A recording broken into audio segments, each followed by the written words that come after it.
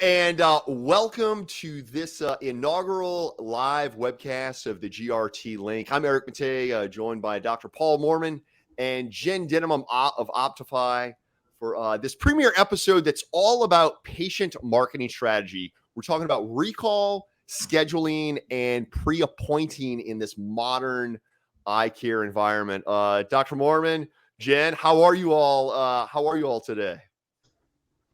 I'm great. Thank you so much. I'm really excited to be a part of your inaugural GRT Link. It's really exciting and a really cool group. So thanks so much for having me. Awesome. And Dr. Mormon, I know we've got a lot lined up. So what do you say we go ahead and jump right into everything we got going on? Let's do it. Fantastic. So, when we're talking about, patient marketing strategy, it's obviously marketing has always been a really important element of private practice, but it's really fascinating given the environment that many providers are competing in now, that it is a highly competitive environment. And now more than ever, patients have a lot of options of where they can go for care and to purchase materials. So, so to kind of kick it off, Dr. Mormon, why don't you just kind of share a general snapshot of what all we're talking about and what we want to accomplish here on GRT Link? Yeah. First of all, welcome everybody to our inaugural webcast. We're super excited about this. It's been in the works for several months now as we finished up our inaugural event, in-person event out in Zion National Park last November. So this kind of was born out of that meeting, as we wanted to have a way to continue our group linked together throughout the year until we meet again at our next summit. So this webcast is called Climb the Summit, and this is for anybody who is in the general public, any ODs, any vendors that just want to learn more about GRT Link and what we're doing. We also have a Climb the Summit webcast, which is for all of our current members, all of our founding OD members, and our founding vendor partners. That's just a private group where we're going to talk a lot about the same kind of topics, but also then just have a little bit more collaboration and discussion about those topics, and then also talk about future events that are coming up and different things that we have in store for our group. GRT was born as being a group that is dedicated to the advancement of independent eye care.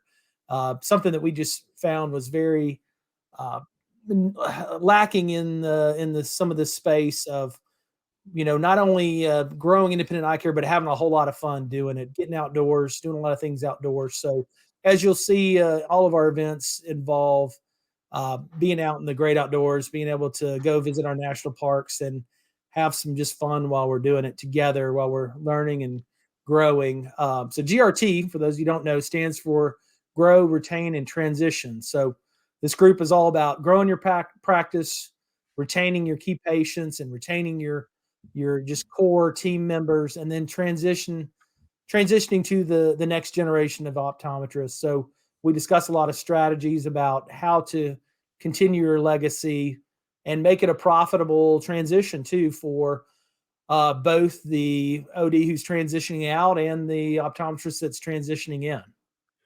And a key element of all this, Dr. Mormon, that I know is part of the initial vision of GRT Summit is to make a lot of this stuff accessible, right? Accessible, be it here in a See the Summit webcast or later in the Climb the Summit webcast, or even at one of our in-person events, which we got some exciting announcements later in this webcast as we're kicking off 2023. So what do y'all say we go ahead and jump into this episode, which is all, again, centered around marketing strategy and really optimize that marketing strategy for your practice. So I guess to kick it off, I mean, Jenn, why don't you share with us?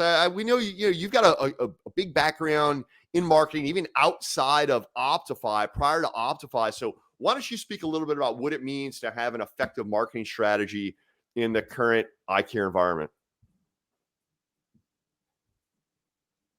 I think you're on mute. I work for a tech company. I can work these things. So I would say that you need to even just think outside of eye care. Really, the three core things of any marketing strategy, whether you're in eye care, you own a local business, or even a tech startup, is really three things. And that's really knowing who your customer, your audience base is. So who are they? Who are you trying to talk to? And then what don't they know? Right? What don't they know? We always assume that people understand all the different aspects of our business, all the services we provide, the difference between us and maybe some of our local competitors.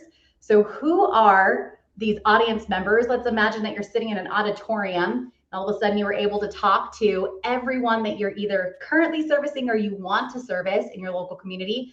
Who are those people? Really break that down. What don't they know about your practice? And then why does it matter to them? And really those three things, if you sit down with your team and really develop almost like customer avatars, right? Then we can really start creating a marketing strategy that's focused more on the customer versus our business. And I think a lot of times we fall in the pothole of saying things like, we have 5-star reviews and we've been in business for 20 years, and we kind of we all over ourselves, and that doesn't really capture people's attention. So really those are kind of the pillars of any marketing strategy. And then there's, again, just a ton of technologies and things you can do to optimize those messages to make them more timely, more efficient, getting to them, which is usually on their phone, and making those interactions outside of your practice really fruitful. And to build on that then and to apply it specifically to modern eye care, Dr. Mormon, as we're talking about applying this as you see it with building it with loyal patients, why don't we talk about kind of those 4 key pieces that we're going to be hitting on here as far as this marketing strategy for patients? Sounds good. I thought you were on mute. Yeah. Well, those being strategic recall, strategic scheduling, pre-appointing, and RTC scheduling. Yeah. So if you would, Eric, just go ahead and start the slideshow. Are y'all not seeing the slides? We are, but it's just the first one. So it's not clicking through the slides? No. Well, here I am clicking through the slides as though we're clicking through the slides. So we're going to try once more. It looks like we have some friendly faces watching. Hey, Aaron. Good to see Aaron. Let's see here. All right. We're going to give it a go again. Present, share screen.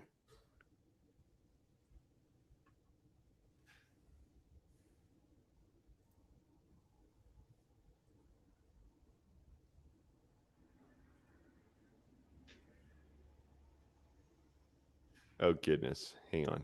How's that? Yeah. Are we so, but the question is this, are we good without screen inside a screen inside a screen? There you go. That's good. Are we good? We got it. We're good. Fantastic. Now. Okay, awesome. So to Thank catch you. everyone up to where I was in the slides as we were going through the conversation. All right, here we go. All right, so Dr. Moore, why don't we talk about then, taking what Jenn shared with us as far as kind of like these key elements you want to look at regarding marketing, and now let's apply it to modern eye care. Yeah, so that sounds great. So we're going to talk, these are the things we're going to talk about tonight. What exactly is a marketing strategy for patients? How do I start the strategy? When should I start? And these are the 4 things we're going to talk about: strategic recall, scheduling, pre-appointing, and return to clinic scheduling. So when we're talking about this marketing strategy, we're not necessarily talking about an external marketing strategy. We're not talking about something that goes to every single patient in your database. What we're talking about is doing a marketing strategy to get patients on your schedule that are your loyal patients to your practice.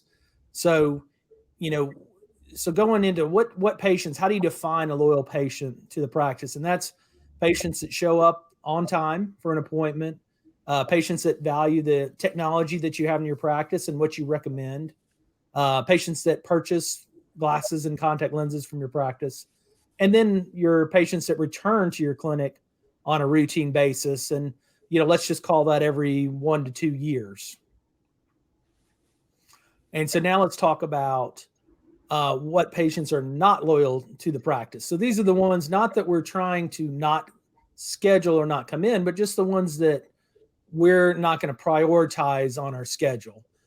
So these are patients that no show or same day cancel, and that would be without a valid excuse. We always have patients that call in that have a sick child, or, they got stuck out of town and can't make it back into town for their appointment, something like that. We're not talking about, somebody with a valid excuse.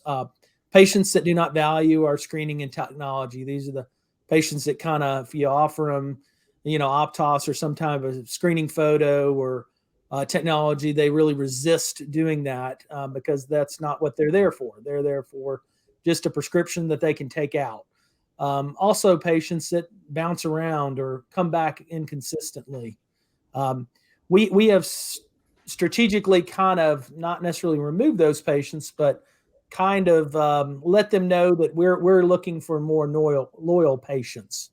So this kind of goes towards, and when I first started doing this, it was right before COVID, and it was a little controversial in my mind because basically, you're talking about patients that you're wanting to fill your books with that are the most loyal, and like I said, not that we're not seeing the other patients, but I just had to battle this a little bit. But I have to remember, hey, we've got to deal with cash flow. We got to pay our employees. We got to have, we're supporting, I'm not when I'm in my practice, we have 25 employees. I'm not just supporting my family, but I'm helping support all their families too.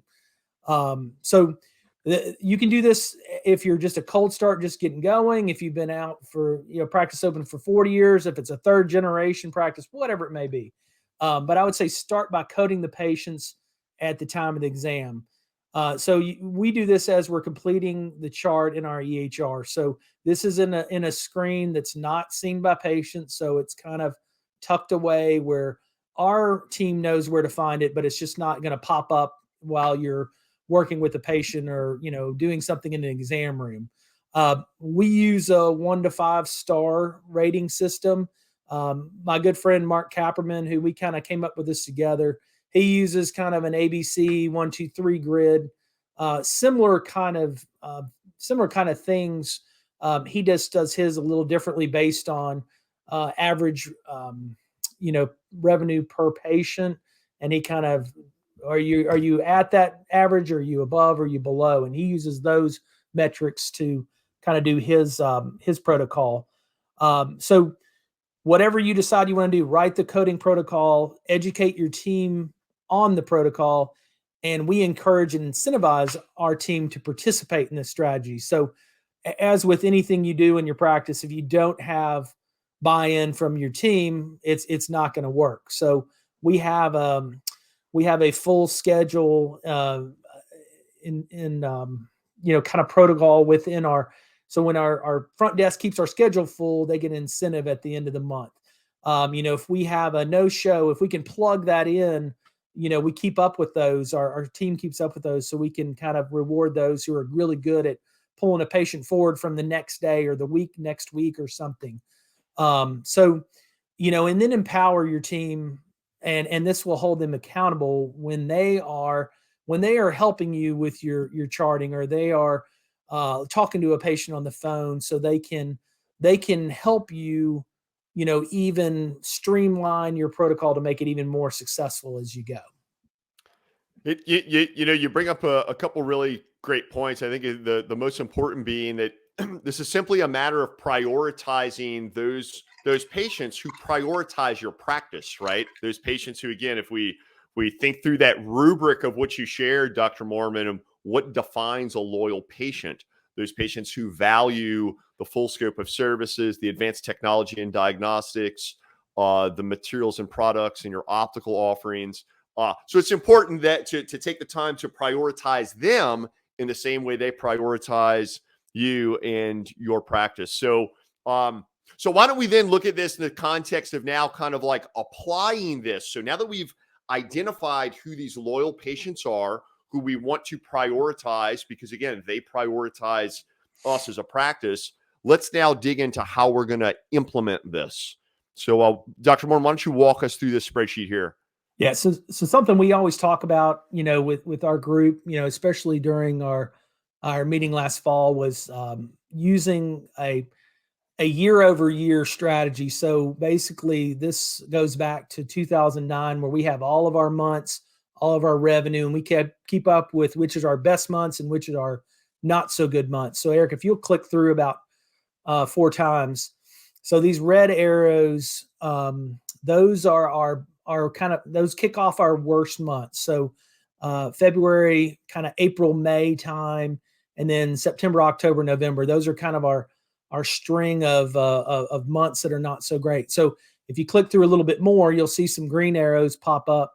And so these green arrows, this is when we do our recall. So the kind of the challenge is that these green arrow months are some of our busier months, but you have to recall your patients before you want them to come in. So if you wait till you get slow and then you start recalling people, they're going to come in 2 weeks later, 4 weeks later, and it may be in a busy month again. So you want to do them in January, when that's a real busy month, to keep the schedule full in February. So that's kind of how we do it in our practice. It's been very successful. And as I was mentioning to you, we started this right before COVID. And then when COVID hit, our state said, limited us when we got to reopen. We could only see so many patients a day. So we really hit this hard with, this was our strategy. And some of our best months ever, if you can see, were in 2020. June, July, October, those are some of our better months ever that we've ever had. So granted, it was, yes, we were closed for, some of April and, or some of March and some of April. But when we kicked it back off, we were seeing 10 patients a day max, and we were still beating our best months. And it's all, as Eric's saying, prioritizing your schedule for the patients that are most loyal to you. Yeah, that's really great stuff. So now let's talk about how we're going to apply this, right? So if somebody wants to apply this in their practice, what can they do tomorrow? Yeah. So first thing you need to do is look at your patient management setting and look at your current recall settings. Because, if you haven't looked at that in a while, it's probably still the initial ones that you got set up when you really first started with that technology. And you might see that you need to adjust your settings. All right. And so looking at, do your patients get an automatic recall no matter what, or does the doctor or team have to put in kind of a recall date? So like in our system, we have to click a little button that automatically generates a recall when we're finishing the patient's chart. So something that, really want you to start thinking about is, do all patients really need a recall date?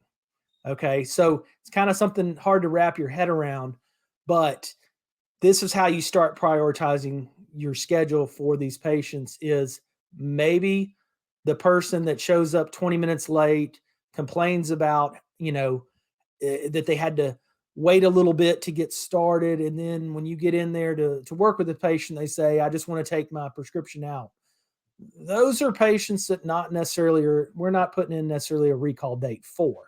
And it's not that we don't want to come back, but we want them to come back, and we want them to be able to, our team to realize what's going on with this patient, and then so they can know when to put them into our schedule. And you should be, looking at your recall parameters. Every system has a recall parameter. So if they're so far out, at some point they start falling through the cracks.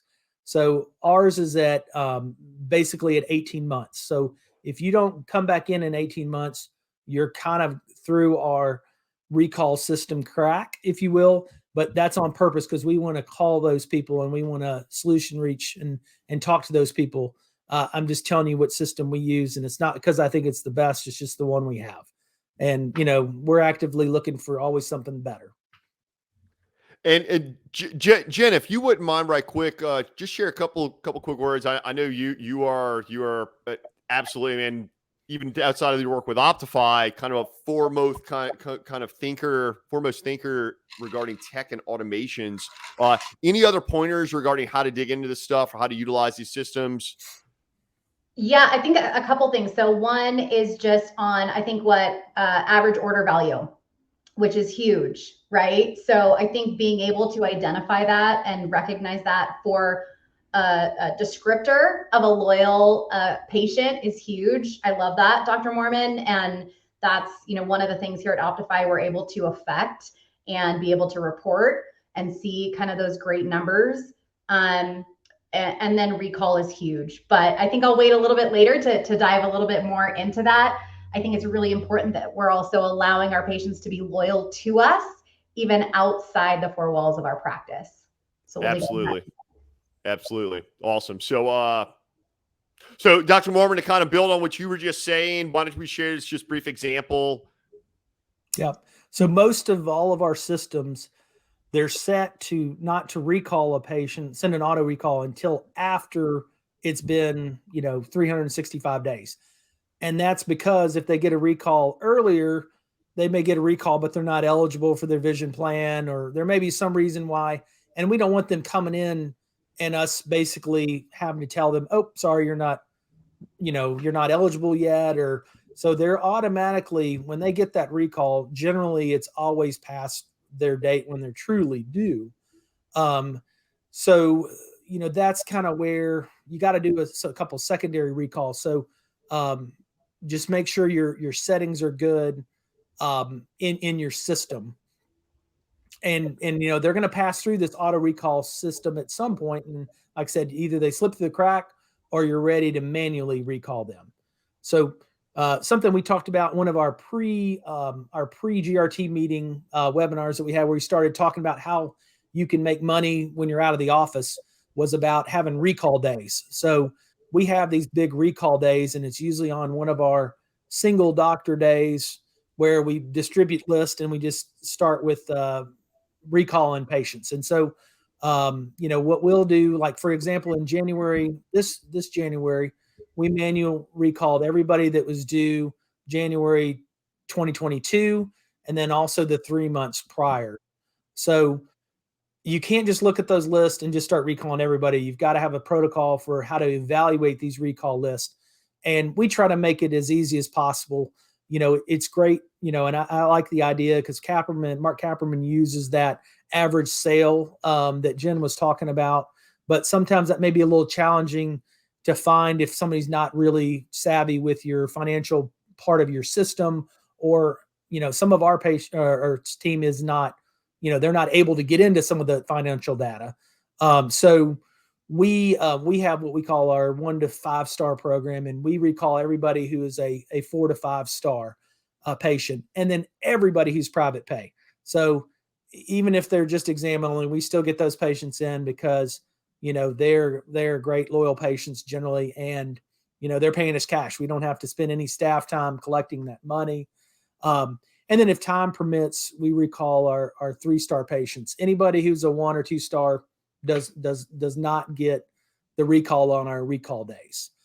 We call the patients, so you either talk to them or leave a message. If you talk to them, you can either the choices are either we get them scheduled or we find out they moved. That's a good way just to kind of clean up some of your patient list too, is if you realize that somebody moved, they hadn't been in 3 years or 2 years, and they moved to Dallas, Texas or such, you can basically take them out of your recall system and your system for good.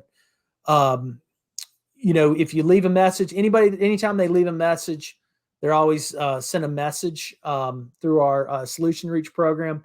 And I would encourage you, everybody have a link. If you don't have an online scheduling protocol, you should, and just have that in your link where you can send that to them. That way they can schedule online. They don't have to call back to the practice. You can just, get them right in the flow. This was, one of my ideas where it popped up, where I was thinking about Jenn Denham when we were making this. And I was thinking, we're more creative now with some of our recall messages too, where we include links to our Optify site where they can go on and look at the frames. They can look at our online inventory before they even come in. Some of our opticians are really savvy. Even they recognize some of the names that are on that list, and they know what they like. So they'll send them, pick them frames and send them those frames. So it's just a great way to do something a little more creative with your recall than just your blanket, hey, it's time for your exam kind of thing. Maybe on that note, Jen, if you could expand a little bit around what Optify does on this recall front to, as Dr. Mormon is utilizing his practice to actually bring the optical at the forefront of that recall experience. Yeah, absolutely. So again, we really want to meet our patients where they are, right? Dr. Mormon did a great example of showing how you find your loyal patients and how you want to prioritize those. And booking appointments is obviously the number one goal. But for most practices, optical revenue is number two, right? And so if we want both of those things to be in front of our patients, then when Optify is a great tool, not only to just get your optical inventory online, we know that more than half of your patients are already looking online before they come in. That was a 2019 Vision Council study. So we know post-COVID, that's a lot higher. So if we're almost behavior training our patients that you'll look at our inventory before you come in, and then they're pre-shopping, which is really powerful, getting them to do that frame selection, a real powerful tool for your optical team. Then we can also use it for walkout, right? So like you're saying, Dr. Mormon, the patients that have to go back to work or pick up their kids from school and they leave without buying, maybe giving them the ability to be loyal, but just in a digital place outside the four walls of the practice where they can request a price quote, where they can pick a few frames to be able to choose from. And then HSA is huge for recall and reminding patients to use it or lose it. We know that a lot of online retailers are marketing to independent practices. So we want to make sure we give you that tool as well. So recall 100% for patient exam reminders, but also in between exams, reminding that you can also service them if they break their glasses or lose their sunglasses, that there can be some opportunity to increase revenue there in between those exams.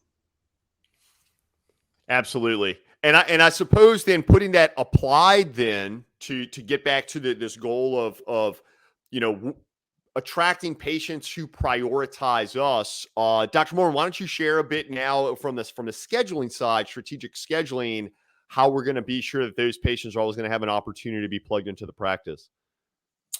Yeah, and as I was mentioning, this strategic scheduling, it's not necessarily to prevent people from coming in. It is just to make sure you have space for your key patients that want to come in. So this is just a quick example of what our schedule looks like online. So these spaces on the bottom with the red arrows, these are slots that are only for our 4 or 5 star patients. So these are the people that are the most loyal to our practice.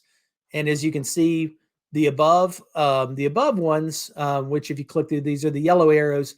These are for everybody else. So we have slots for all of our patients. It's just the yellow slots those can be our medical recalls, our 3 and 6 month return to clinic patients. It can be acute red eye patients, but it's also our 1 to 3 star patients. So as you can see, as those fill in, there's no slots left for those patients on that day. But there's still slots available for our 4 to 5 star patients. We have Memphis, Tennessee. We have a lot of FedEx pilots that come in and do their training here in Memphis. So we get patients that call in and say, "Can I come in today? Can I come in tomorrow?" And these are guys that really need eye care because they're flying airplanes. And so it's great because we always have slots available for them. Generally, we always have slots available for those folks. So now we're going to go into just pre-appointing. Okay, so whatever your strategy or whatever your philosophy is on pre-appointing, what I would say is to change it or think about it differently. Okay, so we do a hybrid pre-appointing. So we don't pre-appoint all patients. We pre-appoint our 4 and 5 star patients. So, and there's ways to do this. So we have a little staff member that's kind of tucked away at our front desk that they'll do that scheduling. So it's kind of away from our waiting room where there's not a lot of, other patients can't hear what's going on. If you don't have that availability, we used to do this in the exam room. So we would buzz or page a team member to come into the room, and they would do the pre-appointing right in the room and then take them out to the front to pick out glasses or do contact lenses or check out whatever it means. So if you're worried about other patients overhearing, well, that person got pre-appointed, but I didn't, you can do it. You can find some very kind of ways to do it that's kind of behind the curtain, if you will. So as I was saying, your strategy should only be to pre-appoint key patients. And even if they can't come in that day, at least they're on your books. So they're going to hopefully come in within 1 to 2 weeks, plus or minus that original date. And pre-appoint specific months, as you saw on my on our grid with all the months that were the best months and the worst months. So we utilize, well, hey, this is a VSP patient. They came in in March, but hey, we could see them in February next year. So February is a slower month. We pre-appoint them actually a month earlier so they can come in and fill in a spot on our slower months. So it's all about trying to keep cash flow, throughout the year where you don't have as much up and downs on your different monthly revenues. So same thing with some of your medical, your patients, if you need to see them every 3 and 6 months, rather than scheduling in December when you're going to be busy at the end of the year, instead of scheduling them 3 months out in December, schedule them 2 months out in November, just to try and keep some medical income flowing through and not, getting your schedule so busy that you can't see some of the other patients. We try to get all of our 6-month follow-ups on April and an October schedule because those are 2 of our slower months.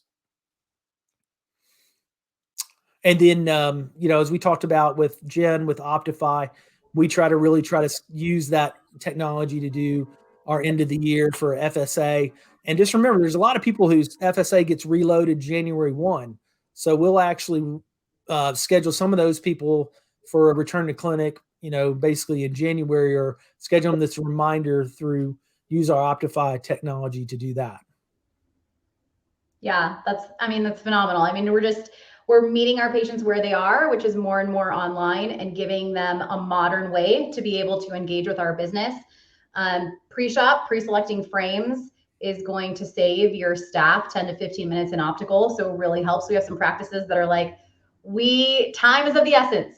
Moving them through is the best that we can do to increase revenue, not just do more exams, but we need to maximize that average order value and maximize that capture rate. So again, tools like, Solution Reach and Demand Force and Weave that can really give patients the ability to schedule those exams, and then meeting them where they are with optical is just another power tool for that optical staff. So yes, absolutely. I would say the 3 or 4 most powerful times to engage your patients around optical specifically are with pre-shop before they come in, so they're not looking online anywhere else except for with their medical professional. If they walk out, to allow them a modern way to kind of come back in 3 weeks after. So maximizing those multiple pair sales in between exams. And then just like you said, Dr. Mormon, with the end of the year HSA reminders is a nice little bump in there too.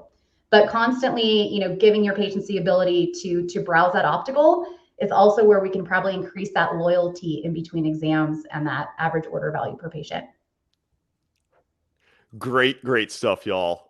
Amazing stuff. A lot of opportunity out there. And again, I think this common denominator here that Dr. Mormon and Jenn, you all speak of is, hey, identifying who those loyal patients are, who prioritizes the practice, and let's be there and prioritize how we're going to show up for them.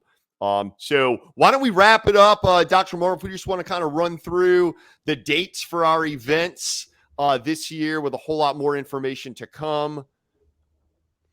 Yeah, we've got some really just great events coming up. Hopefully you'll be a part of it. We are going to do this 2023. Our first event's going to be in May. We're going to call it the new new OD Summit. So this is the first ever event that I know of, and that I could find, where it's actually for cold starts, new ODs to your practice, new associates or partners. It's going to be May 18th through the 21st at the Ridgeline Hotel, Estes Park, Colorado. So as I said, all of our events are at national parks. We're going to have a lot of outdoor activities.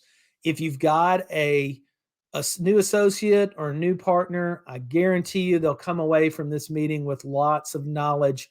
We're hiring a new associate, and she will be at this meeting.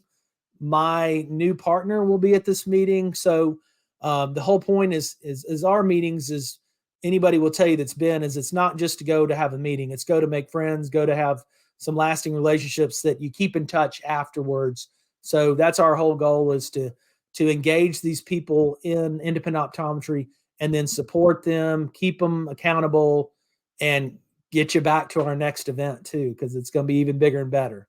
So our GRT2 Summit, which will be in September this year, September 2. The event is September 6 to 10, but all of our big events, we have a pre-adventure. And this is for people that want to get really, really crazy and really wild into adventurous with us. So our pre-event this year is going to be we're going to be going tuna fishing just outside of Boston, Massachusetts. And then we're going to do this just epic mountain to sea hike, about a 20-mile hike through Acadia National Park. We're start at one end, go up over a mountain, hike along the rocky coast, hike back over a kind of a mountain, and then back to where we started. Then we'll come back and meet everybody that's there for the meeting in Bar Harbor at the Harborside Hotel. And once again, we're going to do group activities, dinners. This is a concierge event. So you show up, we take care of all the details, the meals, all the activities. So come join us. And if you have any questions, please send them to Paul at GRT Summit. If you have any questions about GRT, obviously Jenn put in the chat that she's happy to answer any questions about Optify. So thank you for joining us. Love having you part of our group, and please go to Facebook and join our community at GRT Link.